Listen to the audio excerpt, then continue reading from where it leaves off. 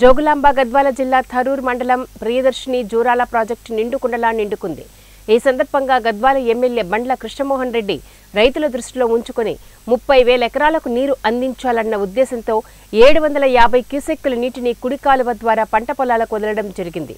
వరద నీరు ఎక్కువగా లేకపోయినా ఈ కుడి కాలువ నీటిని గద్వాల, అల్లల్లూరు రైతులకు అండగా ఉంటుందని తెలంగాణ రాష్ట్ర ముఖ్యమంత్రి రేవంత్ రెడ్డి రేపు రైతులకు 2 లక్షల రుణమాఫీ చేస్తున్నారని, ప్రతి రైతుల తరపున రేవంత్ రెడ్డికి ధన్యవాదాలు తెలుపుతున్నామని అన్నారు. ఈ 2-3 డేస్ లో ఫ్లడ్ కూడా కృష్ణానదికి రాబోతుంది. దీనివల్ల వ్యవసాయ పనులు స్టార్ట్ అయినాయి.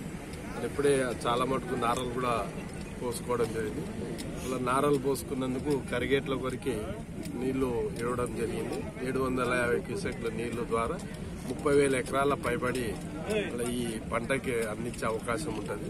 కుడికాల ద్వారా ఇప్పుడే గద్వాల, అదేవిధంగా అలంపూర్ నియోజకవర్గంలో 2 నియోజకవర్గాల్లో ఈ ఇరిగేషన్ అనేది పాత కెనాల్ ఇది జూరాల ప్రాజెక్ట్ ద్వారా ఇవ్వడం జరిగింది. ఇప్పుడే అదేవిధంగా గౌరవ ముఖ్యమంత్రి కూడా ధన్యవాదాలు. గౌరవ ముఖ్యమంత్రి అయిన రేవంత్ రెడ్డి గారికి రేపు ప్రజలకి అంటే రైతాంగానికి, రైతులకి 2 లక్షల రుణమాఫీ రేపటికెళ్ళి స్టార్ట్ కాబోతుంది. రేపు ఈవినింగ్కి వెళ్ళి అందరి ఖాతాల్లో 2 లక్షల రుణమాఫీ అంటే ఇప్పుడు మొట్టమొదటి విడతలో 1,00,000 రుణమాఫీ జరుగుతుంది.